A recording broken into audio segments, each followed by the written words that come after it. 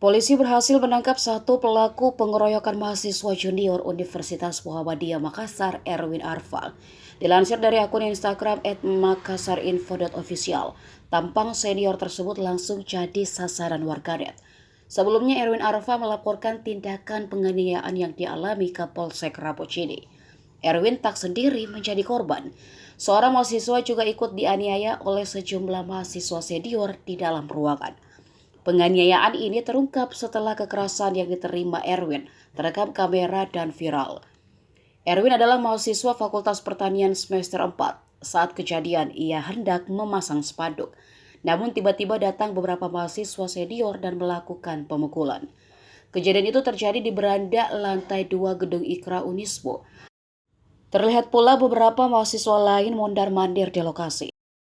Pihak kampus pun tegas akan mengambil tindakan jika saja mahasiswanya tersebut terbukti melakukan tindak penganiayaan.